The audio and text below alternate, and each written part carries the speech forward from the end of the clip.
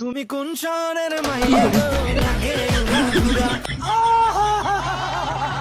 তুমি কোন শহরের মাইয়া তোবা তোবা তোবা সারা মুখ খারাপ করে দিয়া তোমার সাথে দেখলে পরে পুরা মাথা ঘুরায় গো লাগে উড়াধুরা। টাকার বেশি কত করে? সবাই দেবে 30 টাকা কইছে হলো না একারি আর বেশি নিলে আপনি দাম দিতে পারবেন কে বলে তুমি? আর বেশি নিলে আপনি দাম দিতে পারবেন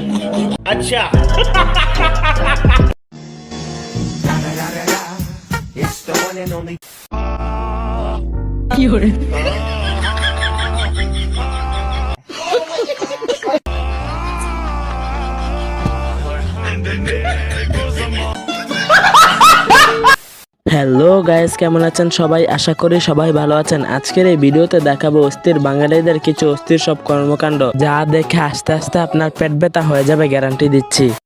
আমি গতকাল হিসাব করে দেখলাম আমি প্রায় 2.5 কোটি টাকার মালিক। কত? গতকাল আমি দেখলাম 2.5 কোটি টাকার মালিক। বলেন কি? না, তখন যদি দুদুক শুনে আমার আইব দর্ত। এটা টাকা না, মানে আমার যে কিডনি আছে, বাল্ব আছে, বেসলে আর কি, এটা হিসাব করে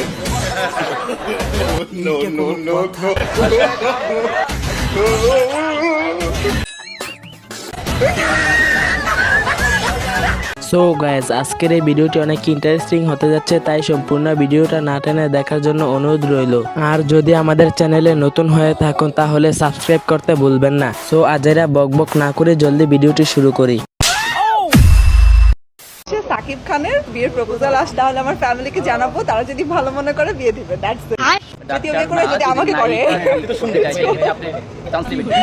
আমার এখন বিয়ে করার কোনো প্ল্যান নেই, আর এরকম কোনো চান্স আসবে না আমার কাছে। হ্যাঁ? বিয়ের বয়স, আমি এখন অনেক ছোট, আমার বিয়ের বয়স হয়নি। তাই আমার কাছে প্রপোজাল আসলে যদি আমার ফ্যামিলি রাজি থাকে, আমি বিয়ে করে ফেলবো।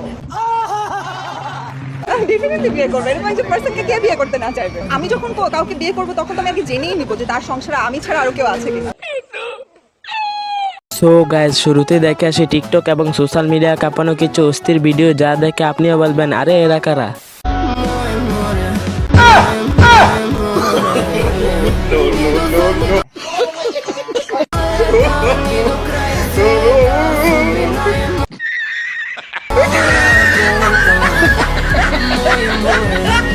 গায়েজ, আমি তো বুঝলাম না গরুটা ওকে কেন গোতা দিল।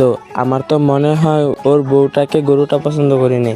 আজকে আমি যে ড্রেসটা পরেছি, এটা না হলো 40 কেজি ওজনের ড্রেসটা। 40 কেজি ওজনের ড্রেস। তো আপনারা মানে বুঝতে পারবেন না যে আমি কোন এক যুদ্ধের ময়দানে দাঁড়িয়ে আছি। আচ্ছা, তো এই ড্রেসটা ক্যারি করাটা অনেকটা, তো এই ড্রেসটা খুবই হেভি ওয়েটের। তাই মানে এটা পরে হাঁটা খুবই মুশকিল, প্রায় 40 কেজিরও উপরে হতে পারে এই ড্রেসটা। মানে কি বলবো, যাই হোক, আপনারা আসলে না ধরলে বুঝতে পারবেন না, মানে আমি মনে হয় বেঁকে পড়ে যাচ্ছি, এরকম অবস্থা। ভাগ্য ভালো দেশটা 1971 সালে স্বাধীন হয়ে গিয়েছিল, আর না হলে বাঙালিদের এরকম কর্মকাণ্ড দেখে পাকিস্তান সরকার নিজেরাই যুদ্ধ ঘোষণা করত। হ্যাঁ, কিরাম আছেন? ওই আজকে একটা কাহিনী হয়েছে কি, ওই এক মেয়ে হচ্ছে দিয়েছে মেসেজ দেওয়ার পরে অনেক কথাই বলতেছে, মানে সে একটু ইমপ্রেস মতো। হ্যাঁ, আচ্ছা। পরে আমারে বলতেছে যে বিভিন্ন কথা বলার পরে আমি বলতেছি দেখেন আপু, আমি একটু বিজি আছি, আমি আপনার সাথে একটু পরে কথা বলি। তখন ওই মেয়েটা আমারে বলতেছে, মানে আমারে বুঝাইতে যাচ্ছে যে আসলে দেখেন আপনি যেটা ভাবতেছেন ওইটা না, আমি আর 5টা মেয়ের মতো না। তাই তখন ওই আমি আর 5টা মেয়ের মতো না, এই কথা কিন্তু অনেক মেয়ে বলে। ইয়েস। হ্যাঁ, তখন আমি আবার ওনারে বলতেছি যে আচ্ছা আপনি আর 5টা মেয়ের মতো না, আমি না পেরে আমি বলতেছি আচ্ছা আপনি আর 5টা মেয়ের মতো না, তো আপনি কি আপু দাঁড়িয়ে প্রসাব করেন? এই যে তখনই মানে সে রেগে অবস্থা খারাপ। তখন আমি কি করবো বলেন, আমি তো সত্যি কথা বলছি, কারণ আর 5টা মেয়ের মতো না, তাহলে নিশ্চয়ই আপু দাঁড়িয়ে প্রসাব করে।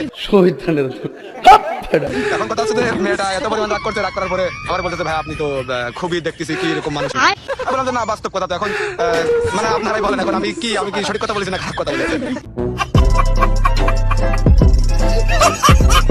বাঙ্গি ফাটা বলি বলি তরমুজ ফাটা লালে লাল সাঁতার না জানিলে কেমনে বাড়ি আর কিছুদিন গেলেই আমার ভাইয়ের ডেলিভারিটা হয়ে যাবে।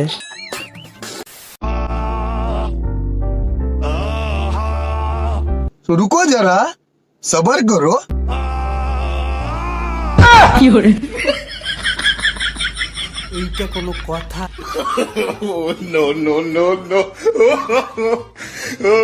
शाबाश बेटा बहुत बढ़िया তেমন কিছু না, আমার বন্ধুর বাবা বলেছিল তুই যদি কোনো রকমে A+টা নিয়ে আসতে পারিস তাহলে তোর বিয়ে কনফার্ম। ভাইয়া আপনারা কাপল হয়ে আজকে ভ্যালেন্টাইন্স ডে তে বের হয়েছেন, উনি আপনার কি হয়, আপনি ওনার কি হন?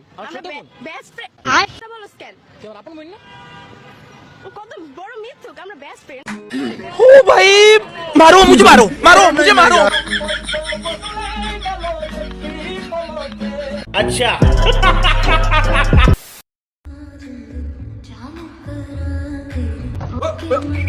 আরে ওয়েট ওয়েট, কি যেন একটা দেখলাম এখানে, কুছ তো গড়বড় হে দয়া।